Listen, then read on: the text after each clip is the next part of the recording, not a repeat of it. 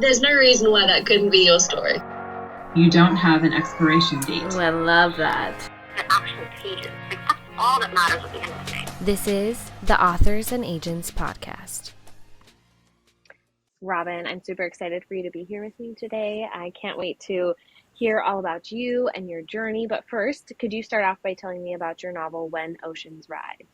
Absolutely, and thank you for having me. When Oceans Rise is like a Little Mermaid retelling, but with no mermaids. A girl with a girl in an abusive relationship gives up her voice to the Sea Witch to escape, and the Sea Witch gives her this new life in an alternate timeline where she takes the place of a version of herself that never made those mistakes and is now in danger of her ex-boyfriend. And then the Sea Witch starts using her voice to unleash monsters on the world, and she has to get her voice back to save the world. I love it. Like a Little Mermaid, but no mermaid. No That's mermaid. a very good line. And it always gets people because they think they know what I'm going to Yeah. say. Yeah, they think you know, and then they're like, wait, but no mermaid? Exactly. Yeah, I love it. So tell me about your journey to this point to having When Oceans Rise come out into the world. Oh my goodness, this was like 14 years in the making. I bet. When Oceans Rise was my sixth novel that I ever wrote. I wrote many novels before that. It was the story that I avoided telling for a long time because I was a teen in an abusive relationship. And so I just didn't want to talk about it. I just wanted to get better and not say anything and move on, but that's the story that sold. And it came about because I was doing like a master's writing course, and my professor had said, right about the time you almost died, and I had almost died surfing during hurricane weather. Not the day of the hurricane, just hurricane weather. And my professor was like, why would you go out there? And I was like, I'm 17. That's what 17-year-olds do. And Yes, they're the professor was invincible like, at 17. exactly. You think nothing bad will happen. But also, the professor was like, yeah, but like, really, why did you go out there? And I was like, you know what? There's a lot of bad things happening. I felt really disconnected from my friends and family, and that's not their fault. But, it was the way that kind of abuse happens, is that you become separated from your friends and family. And I didn't know who to turn to. And so this moment was that moment in my life where I'm drowning and I'm wondering whether I even want to live.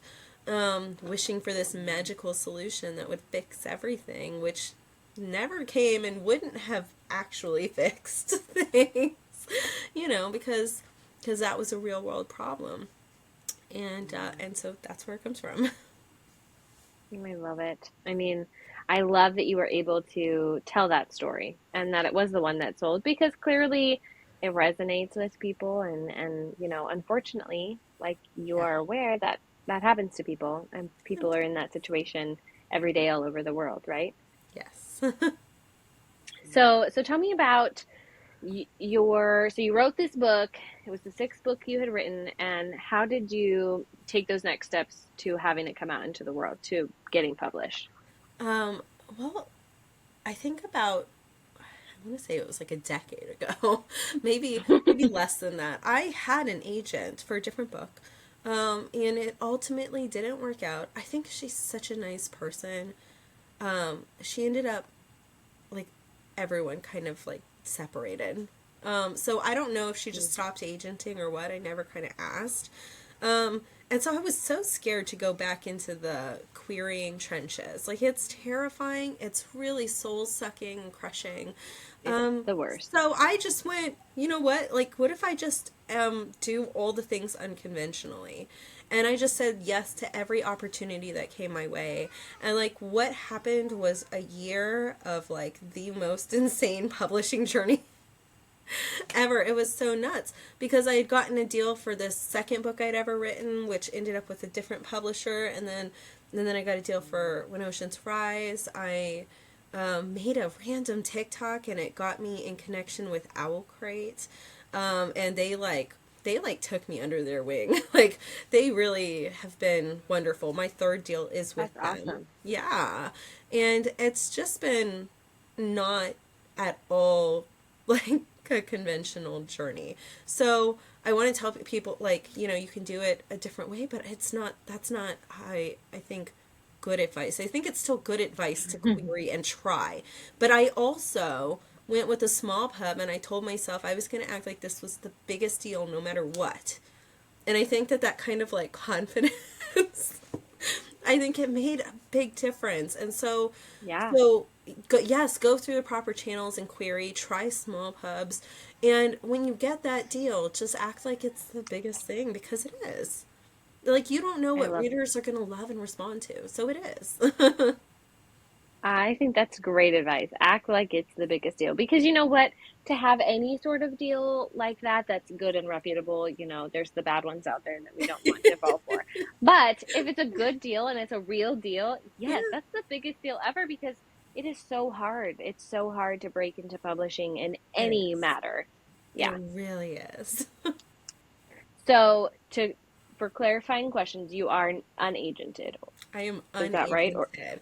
I am look unagented. at I you, actually, unagented and just rocking the world. yeah, doing the thing. Like, right now, I'm in the trenches, actually. Like, but only because I have this, not only because I have a deal right now that I'd love to have an agent for.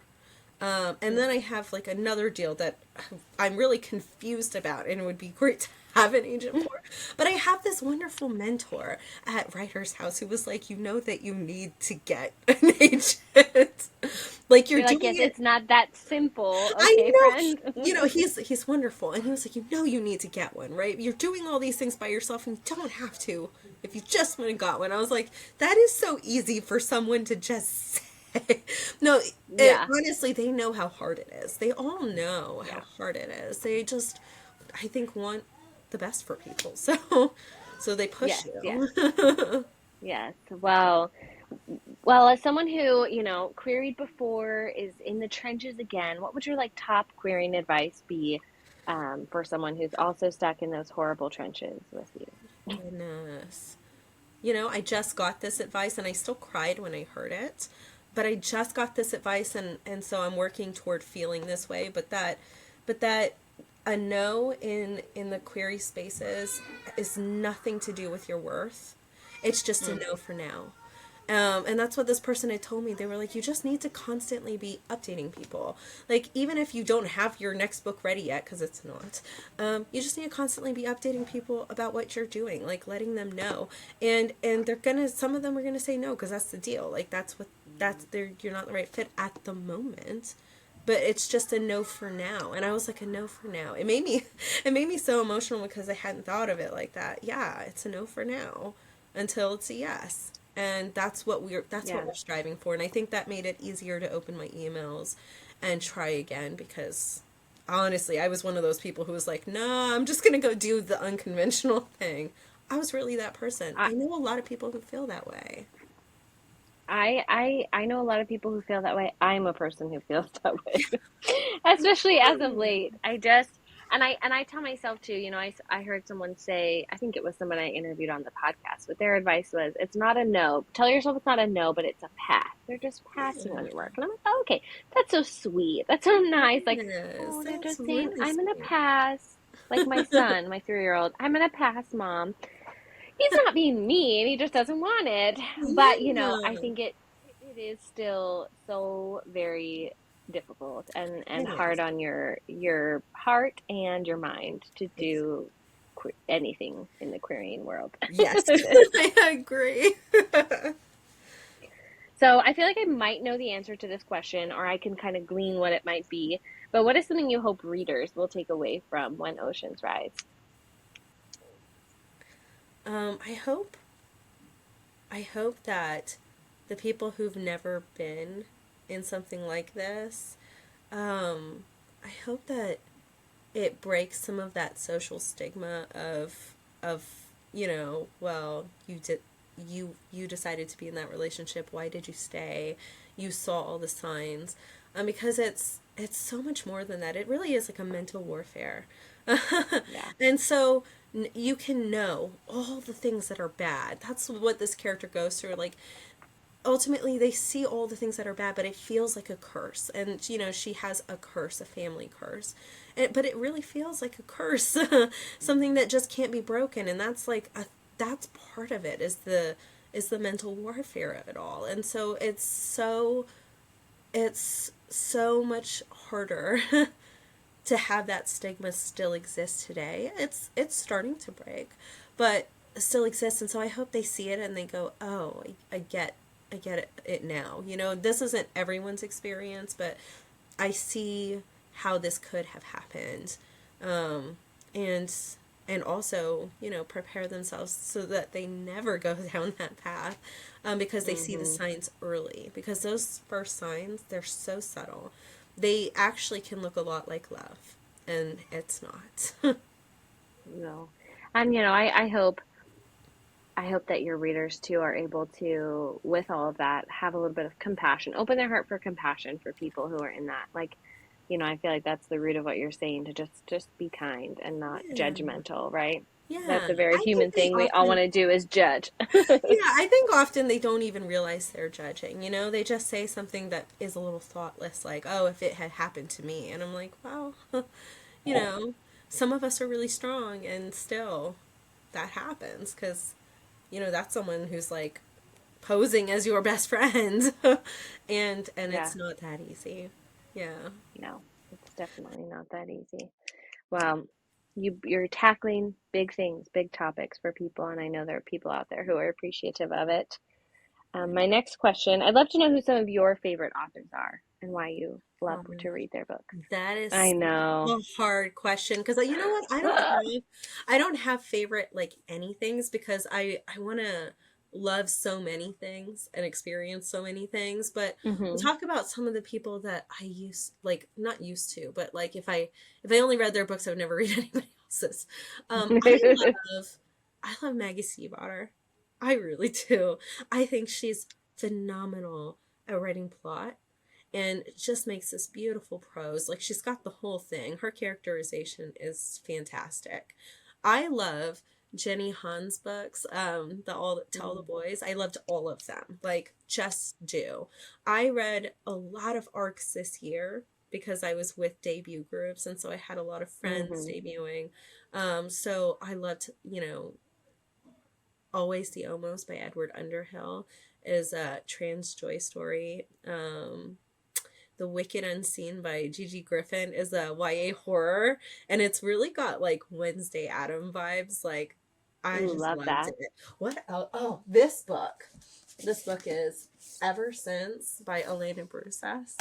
And I was on a plane reading this and just crying in front of all these people. And I was crying, yeah, I was crying early on, and I just like didn't ever Hmm. stop crying. And I wasn't expecting it. Like, I don't know why I wasn't expecting it, but I knew that she and I both write about mental health because, you know, this is an abuse story in a different way. This is an abuse story where, you know, it was a child victim, and this is who Mm. she is as a teenager, and this is she's promiscuous, and she makes terrible choices.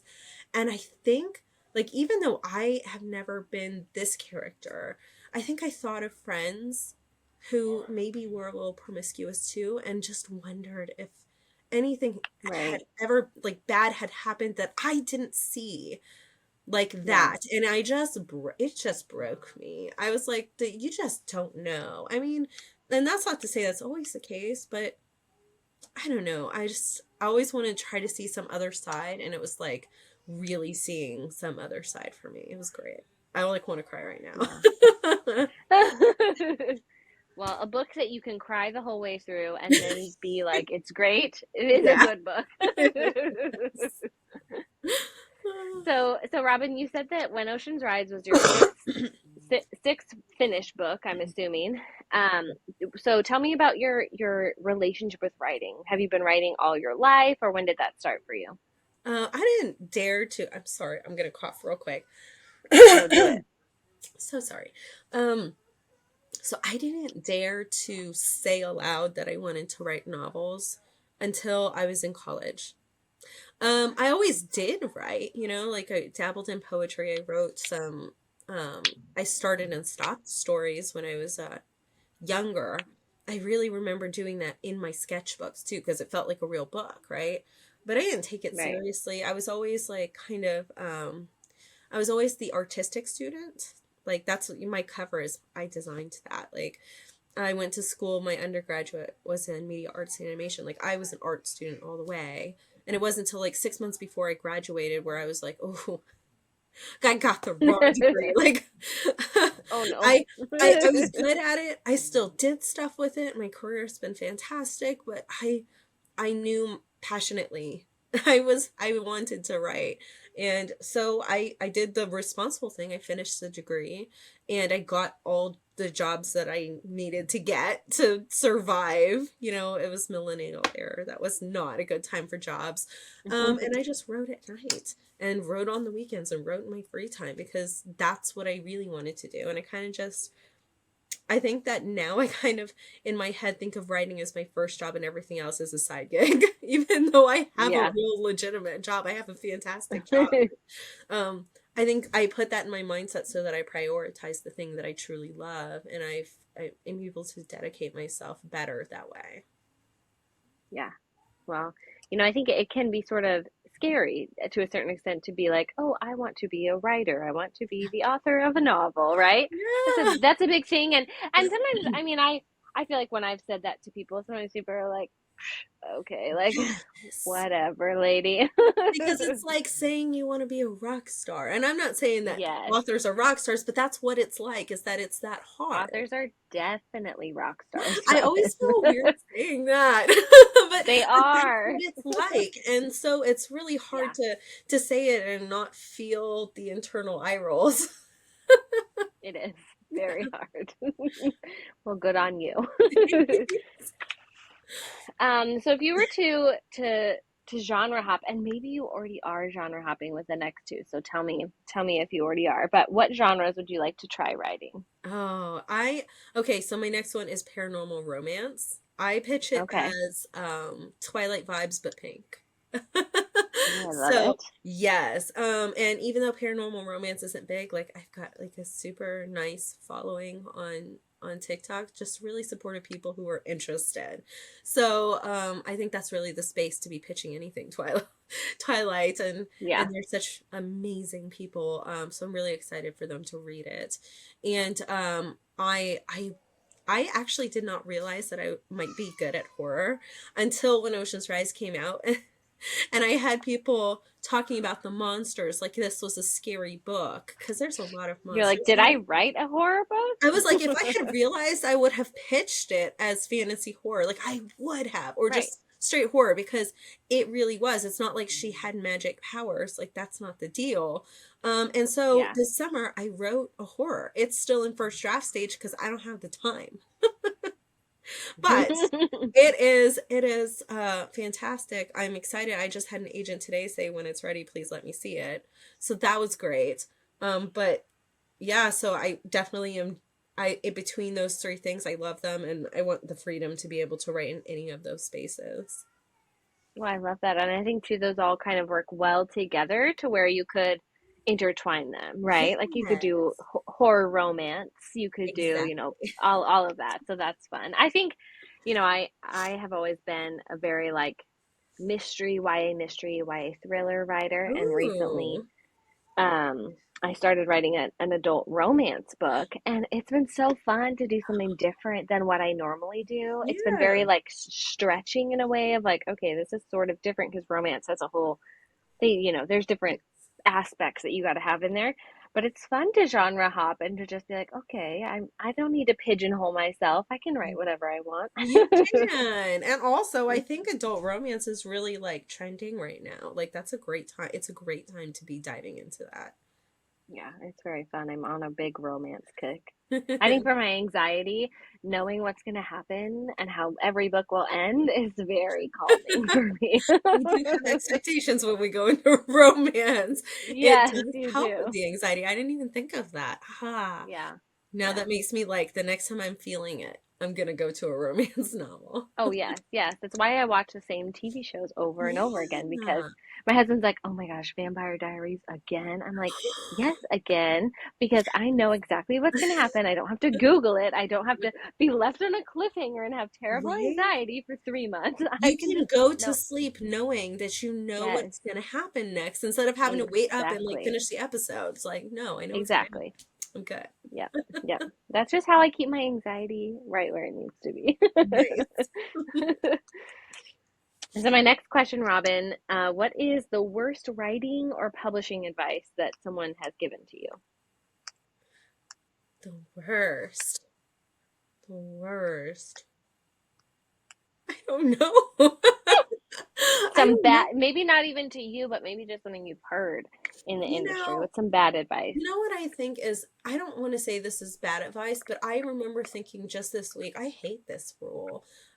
Is the rule that you got to get rid of all your adverbs. Like, I like an adverb every once in a while. I'm not offended by them as a reader. And I'm not saying go nuts with it in your writing, but I hate that rule. I don't like it. I don't like anything very prescriptive anyway, where someone's like, never do this if you want to Yeah. write a good. I don't like anything like that because there is always someone who will break that rule in the most beautiful way. And Yeah. so I just don't like any really prescriptive advice. And I think that's why, like, when people watch my account, I'm always like qualifying. I'm always like, I mean, maybe if you want, you could try it like this. And if you hate it, don't do it.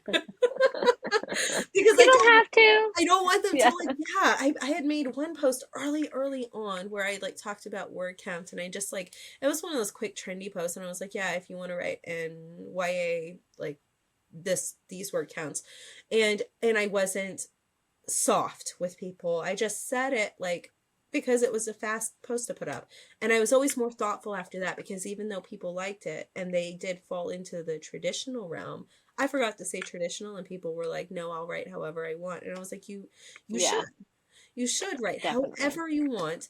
I really meant for this to be a traditional, word count um bracket, like guideline. Like really was not Yeah. meant to hurt anyone and people get hurt and I don't want them to feel that way. Yeah. So ever since Well, it then can, I was like, well, be more thoughtful, be more careful. yeah. Well, I think any advice like that, it's trying to fit people into a little box of, okay, if you want to be the 1% of people published, traditionally, here you go. You need to do all of these things and you can do nothing different. And that Yeah. can be stressful on top of all the stress that we're already putting on ourselves. Yeah. Yeah, it's already a hard game. We don't need to hurt each other. No, no, we don't. So, Robin, I just have a couple fun questions left for you. I'd love to know what's something you like to do when you're not writing. I I love this thing that I'm about to say and I can't do it enough. I love to watch K-dramas. I love it. I feel so passionately about like the way that they the way that they storytell, the romances that are in it, the romantic tension in these. I love it. It makes me want to write a book. Sometimes, right before I write a book, I will just binge watch a bunch of them if I can, so that I'm like so inspired with all the love that I go write the thing that I feel, right?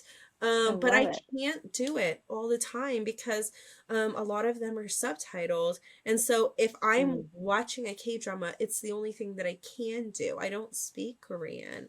And so it's not like I can multitask and like clean my living room and watch it or, right. like respond to some admin kind of emails and watch it. I have to all the way watch it or hope that it's dubbed in English.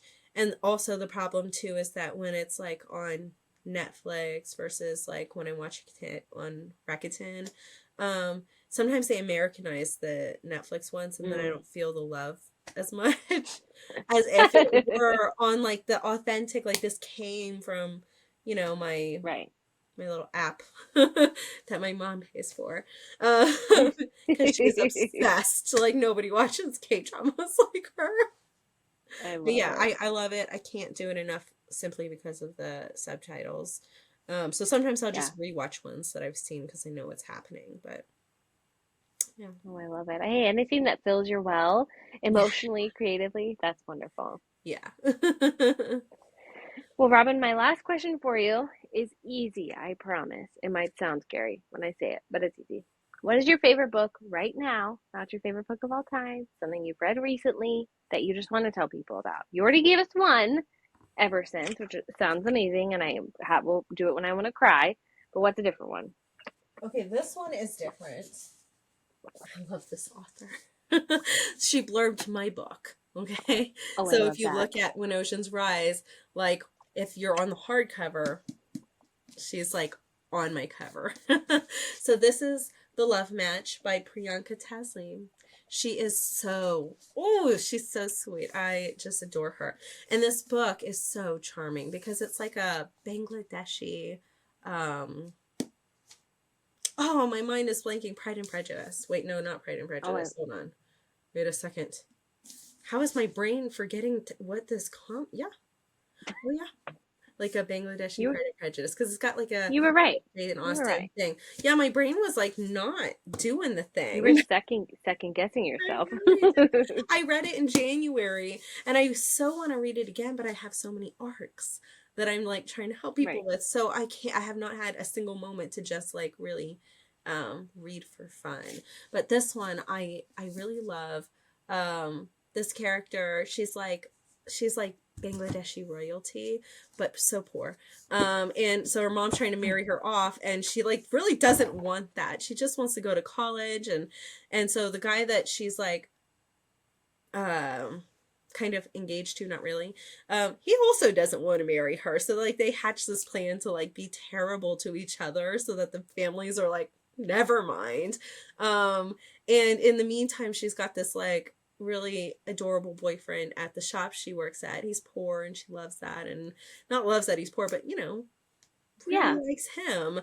And there's a secret twist with him too, and it's full of like aunties who like are in the way. And my book has a lot of aunties in it too, and it was just really nice to see another kind of Asian culture and to see how we were similar and see how we were different. I loved it.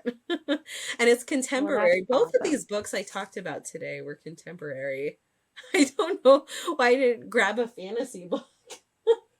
It's all right. You can have Yeah. different books on your shelf. You're Yeah. good. Well, awesome. Thank you for sharing that one. That sounds like something I would enjoy very much. So I'm going to add it to my very Oh my long gosh, list of please books I need to read. do. She's an absolute sweetheart. And the book is Love it. very good. Well, that is a plus, right? Yeah. Well, Robin, thank you so much for chatting with me. I'm so excited for people to, continue to read When Oceans Rise, and also to read, your next two books that are coming out here. So thank you so much for letting us get to know you. Thank you so much for having me. I loved this. This was very fun.